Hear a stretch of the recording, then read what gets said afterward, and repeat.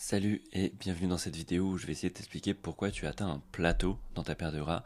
Donc globalement pourquoi tu stagnes, pourquoi tu n'arrives plus à perdre alors qu'avant tu avais perdu du poids peut-être rapidement, peut-être les premières semaines ça s'est bien déroulé mais maintenant tu galères, peu importe ce que tu fais, tu as l'impression de faire la même chose mais ça marche plus.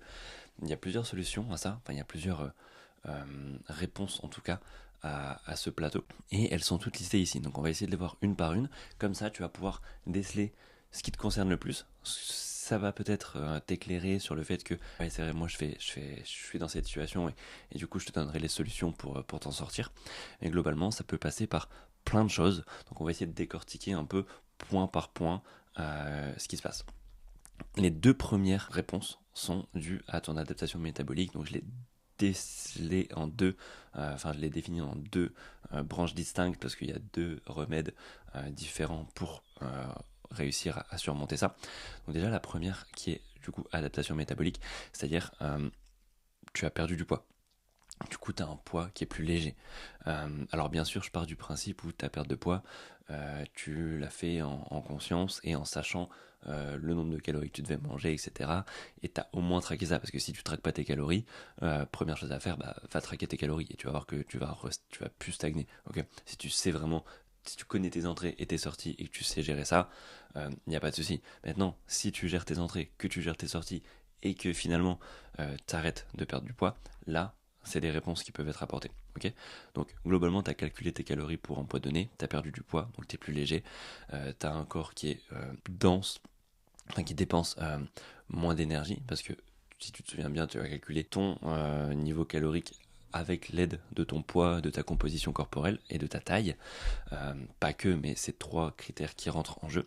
Et du coup, si tu as un corps plus léger, ça veut dire que ton métabolisme s'adapte, ok, en fonction de la perte de poids que tu as faite aussi. Si tu as perdu uniquement du gras ou si tu as perdu du gras et un peu de muscle parce que tu as loupé deux, trois petites étapes dans ta perte de gras, donc ça s'est passé rapidement, mais tu as perdu un peu de muscle, ton corps va réagir différemment également et ton métabolisme va s'ajuster différemment, ok. Donc forcément, ça fait que tu vas brûler moins de calories au repos. Donc les deux solutions qui s'offrent à toi, c'est d'augmenter ton activité quotidienne et de réévaluer tes calories. Ok, je passerai même premièrement réévaluer tes calories pour voir si ça vient de là et d'autre part augmenter ton activité quotidienne. La deuxième solution, du coup, elle est ici, baisse de l'activité quotidienne, et ce qui se passe très fréquemment quand on dit que ton métabolisme s'adapte en soi, c'est pas pour deux situations exactement identiques, l'un va dépenser plus que l'autre. Ok, c'est pas du tout ça. En fait, c'est pour une situation dans laquelle tu as été, avec un déficit calorique, ton corps régule de façon naturelle tes dépenses en te faisant moins bouger, en étant moins actif. Ok, tu vas être un peu plus fatigué, du coup, tu vas avoir moins tendance euh, à faire ton cardio, tu vas avoir moins tendance à marcher, tu vas plus privilégier la voiture, tu vas avoir moins tendance naturellement à bouger dans ta maison, tu vas plutôt rester où t'es, enfin voilà, tes habitudes vont un peu changer. Moins de marche, moins de mouvements inconscients, moins de sport. Donc là, très simple. Si tu suis dès le début tes dépenses, que tu traques ton nombre de pas, que tu sais combien de séances tu fais, etc., et que tu as un hit qui est défini, si tu continues à faire toujours la même chose, tu vas pas atteindre ce problème, ok. Sinon, essaie d'augmenter ton hit, donc refais comme au début, essaie de te garer plus loin, essaie de prendre les escaliers plutôt que l'escalator, essaie de traquer tes pas, peut-être que au début de ta perte de poids, tu étais à 10, 10 ou 8000 pas, et maintenant tu n'es plus qu'à 6000, 5000, 4000, et donc du coup il y a un gros delta qui s'est créé. Okay, remettre tes séances de sport, si au fur et à mesure tu t'es dit, bon ok, j'ai commencé, j'y allais 5 fois pendant 3 semaines, ça a marché, mais j'ai plus trop le temps donc j'y vais 3 fois, mais par contre l'alimentation je continue, donc ça devrait continuer à marcher. Ben non, parce que perdre du poids, ça va d'une part prendre en compte tes dépenses, donc ton activité physique, et d'autre part l'assiette. Tu peux pas garder que l'un ou l'autre. Ok, donc regarde bien ça. Quelque chose d'un peu plus subtil, ça serait le manque de sommeil. Ok, au début, ça se fait pas trop ressentir, mais au fur et à mesure, si tu ajustes le manque de sommeil plus un déficit calorique, c'est deux stress que tu vas demander à ton corps, c'est deux adaptations, c'est deux contraintes que tu vas lui fournir. Et le fait de gérer les deux, ça va forcément créer des déséquilibres. Okay, donc si tu as moins de 7 à 6 heures de sommeil, il va falloir t'attendre un moment à atteindre un palier parce que tes hormones vont être perturbées. Ok, si tu récupères moins bien, ton rythme circadien va se dérégler déjà, donc tu vas être moins calé sur tes horaires de repas. Quand je parle des hormones de la faim, c'est la leptine et la gréline, donc c'est deux hormones qui sont l'une et l'autre responsables de ton appétit. Donc si ça s'est déréglé, c'est le principal facteur à ta prise de poids ou ton plateau. Ok, parce que tu vas avoir faim toute la journée et forcément à des moments tu vas craquer ou tu vas grignoter, et soit c'est inconsciemment, soit c'est consciemment, mais ces écarts vont entrer en jeu dans ta balance énergétique à la fin de la semaine, et ça aura un impact sur ta perte de poids. Ok, c'est pour ça qu'on a une perte de gras qui est moins efficace, et dans ce cas-là, réaugmente ton sommeil, tout simplement, passe de 7 à 9 heures. Essaye de faire peut-être des siestes en début d'après-midi ou fin de matinée, si tu es vraiment fatigué, le soir pendant un certain moment, le temps que tu retrouves, que tu récupères ta dette de sommeil, et ensuite installe des routines de sommeil où tu vas te coucher à une heure précise, où tu vas faire des petits rituels qui vont t'aider à t'endormir plus facilement, à avoir un sommeil de meilleure qualité et à te réveiller en forme. C'est ça le maître mot, se réveiller en forme. Si tu te couches, mais tu peux même avoir 8 heures de sommeil, mais te réveiller éclaté, c'est pas forcément un sommeil réparateur. Ok, donc joue sur ça, c'est hyper important. Ces deux hormones, c'est souvent les hormones qu'on a tendance à ne pas connaître, mais c'est celle dont on parle régulièrement quand on dit qu'on n'est pas égal face à la perte de poids. La seule inégalité qu'on a face à la perte de poids, c'est la gestion de ces deux hormones. Ok, tout le monde, même les obèses, même les personnes qui ont que 1 ou 2 kilos à perdre, même les personnes qui sont en obésité morbide ou autre, sont égales face à la perte de poids d'une façon de la thermogénèse. Ok, si tu leur mets un déficit calorique, ils vont perdre du poids. La seule différence majeure, ça va être la gestion de ces deux hormones. Peut-être que ces personnes-là qui sont en gros surpoids ont une très mauvaise gestion de ces deux hormones, ce qui fait qu'elles ont faim toute la journée. Et pour elles, c'est pas du tout la même journée que pour vous si en déficit vous avez jamais faim, et elles ont toujours faim. Okay, une autre possibilité, c'est la baisse d'adhérence au régime. Alors j'ai mis régime, mais pour qu'on voit, mais ça pourrait être baisse d'adhérence à l'alimentation. Ok, régime, ça fait un peu trop cadre. C'est pas une approche que j'ai tendance à avoir avec les personnes que j'accompagne, mais globalement vous avez compris. C'est-à-dire des petites exceptions à droite à gauche. Ok, vas-y, je me prends un petit gâteau. C'est le week-end, moi, je suis invité chez telle personne, je vais prendre un dessert. C'est de plus en plus de petites largesses qui s'accumulent. Peut-être que vous pesez plus exactement bien les portions. Et dans ce cas-là, ça va s'agrandir au petit à petit. Les calories non comptées, que ce soit le lait dans le café, le sucre, le petit jus d'orange, des choses comme ça. Moins de motivation. Ce qui fait que tout ça, ça va devenir beaucoup plus facile à accepter. Euh, que vous allez du coup moins dépenser, ok, et que vous allez aussi moins brûler d'énergie au repos parce que vous allez lézarder un peu chez vous, ok. Donc tout ça, c'est des choses qui sont hyper importantes, et l'adhérence, c'est une des choses les plus importantes pour tenir dans le long terme, ok. Donc les solutions pour ça, ça va être resuivre votre alimentation pendant quelques jours, mais à la lettre, pour être sûr que vous n'avez pas déréglé, on va dire, vos capteurs et votre œil, en tout cas, sur les portions. Moi, ce que je fais, c'est que j'ai toujours ma balance dans ma cuisine qui est posée sur mon plan de travail, et peu importe si je note ou non dans une application, je pèse l'assiette. Quand je sers mon assiette, elle est sur une balance. Ça ne change rien qu'elle soit sur le plan de travail sur une balance, mais au moins je sais que si je pèse, j'en sais rien, 150 grammes de pâtes, il y a 150 grammes de pâtes, il n'y en a pas 250, parce que ça peut aller très vite, ok. Donc ça, c'est très simple. Autre solution, simplifier les repas. Faire des choses simples, pas besoin de faire des repas hyper sophistiqués, juste une source de viande, des légumes surgelés, et des glucides, ça peut être très bien. Maintenant, si vous avez vraiment un problème entre guillemets au niveau des repas, et c'est surtout, vous n'avez pas de goût à manger des repas qui vous aident, essayez d'avoir une base de recettes. Moi, c'est ce que je fournis aux personnes que j'accompagne. On a une recette, voilà, avec tout. Ici, il y a énormément de recettes, ok, avec par exemple, voilà, des œufs à la crème de courge, des allumettes de bacon. Donc c'est des recettes qui sont vraiment protéinées, faibles en calories. Bon là, ça reste peu imaginer, mais omelettes aux champignons avec des frites. Ça peut être aussi saumon teriyaki. Enfin, il y a plein de choses comme ça qui sont avec patates douces. Il y a plein de choses comme ça qui sont hyper intéressantes. Poulet à la grecque, ça c'est un de mes préférés. C'est vraiment hyper sexy, et c'est très bon.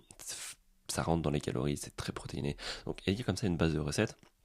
Ça, c'est très simple parce que moi je la fournis à mes clients en plus d'avoir justement ces vidéos sur l'alimentation pour les aider à comprendre comment fonctionne la nutrition, comment sortir du plan intelligemment des restos en famille, etc. Si vous n'avez pas ça, forcément, il va falloir que ça vienne de vous-même et essayer d'avoir le maximum de curiosité, le maximum d'adhérence sur les programmes que vous faites, sur l'alimentation que vous avez pour tenir dans le temps. Peut-être aussi que vous avez un déficit qui est trop agressif. Vous avez baissé trop les calories, donc vous êtes trop fatigué, vous avez vraiment faim et vous perdez le contrôle alimentaire, donc vous allez grignoter hyper régulièrement. Ça c'est une suite, ok, c'est une suite à une conséquence, action-conséquence, ok. Je baisse trop les calories, donc forcément mon corps n'a plus ce qu'il faut pour fonctionner, mais je continue mes séances de sport, etc. Donc boum, je suis hyper fatigué. La fatigue engendre un dérèglement de mes hormones de l'appétit, j'ai très faim, surtout que je mange très peu, donc j'ai peut-être pas forcément de volume alimentaire, donc mon estomac est vide. Je tiens quelques jours, je je me tiens parce que j'ai pas le choix, et au bout d'un moment, boum, j'explose. Ce qui fait que je vais commander un gros BK, je vais dévaliser tout ce qu'il y a dans le placard pour les enfants, je vais aller être invité, je vais défoncer l'apéro, plein de choses comme ça. Ou alors je vais manger toute la journée, voilà, des petites choses, journée sans limite, ou alors je vais m'imposer un cheat meal pour me dire c'est peut-être ce qu'il me faut, alors que pas du tout. Et voilà, donc les solutions, ça va être d'avoir un déficit qui est plus modéré, parce que sur le long terme, c'est ce qui va payer, vous allez vous éclater dans votre diète, parce que vous avez par exemple ce genre de support, et parce que vous allez pouvoir avoir beaucoup moins d'interdits. Donc sur le long terme, sur 2 mois, vous allez manger le même nombre de calories que si vous avez des calories hyper basses qui sont compensées par des épisodes, j'ai mis hyperphagie ici, mais ça peut être juste des gros cheat meals ou autre, et sur 2 mois, à la fin vous avez autant de calories en faisant cette méthode que cette méthode, sauf que là vous prenez du plaisir, et là vous êtes dans un cercle vicieux, compensation-restriction. Donc si vous êtes ici, augmentez légèrement les calories pour avoir un déficit calorique modéré. Peut-être que vous êtes aussi une personne super stressée, donc cortisol hyper élevé, beaucoup plus de difficultés à gérer les envies, ok. Parce que quand on est stressé, on a tendance à se réfugier dans la nourriture. Cortisol, c'est l'hormone du stress, hein. Donc quand on est stressé, on a tendance à se réfugier dans la nourriture, on a tendance à grignoter. Donc là, gérer le stress, que ce soit avec, par exemple, hop, exercice de respiration, hop. Ça peut être aussi gérer le stress par rapport avec des moments calmes. Ça peut être aussi carrément possible. Hop, j'arrive pas à ajouter complément alimentaire, ashwagandha, voilà, ashwagandha, plein de choses comme ça qui peuvent aider, magnésium, peut-être besoin de supplémentation en magnésium, activité relaxante, donc voilà, exercice, moment calme, marche, ça aide énormément, surtout à la nature, pour resynchroniser ses hormones, pour resynchroniser, pour faire baisser son taux de cortisol, pour réaugmenter les autres hormones qui sont inhibitrices du cortisol, donc c'est vraiment intéressant, ok. Perte du stimuli musculaire, parce que vous allez faire moins de musculation, vous allez être moins intense dans vos séances, donc vous allez aller à la salle juste pour vous entraîner, vous allez courir sans faire vos séances intenses, donc forcément vous allez perdre un peu de muscle si vous êtes moins intense, ou en tout cas vous n'allez pas créer du nouveau muscle, et vous allez avoir une dépense énergétique qui est moins élevée au cours de votre séance, donc au lieu de dépenser 500 calories pendant la séance, vous allez en dépenser que 300 parce que ça devient une promenade de santé, donc forcément votre métabolisme global baisse. Et là, quand je dis métabolisme, c'est pas juste la chimie de votre corps, c'est l'effet cumulé de la pyramide de ce que métabolisme basal, donc ce que vous dépensez au repos, ce qui est lié à l'activité physique, ce qui est lié à la digestion, ce qui est lié à votre activité, à votre style de vie, à votre travail, etc. Okay, donc tout ça, ça va baisser, l'ensemble de cette pyramide va baisser.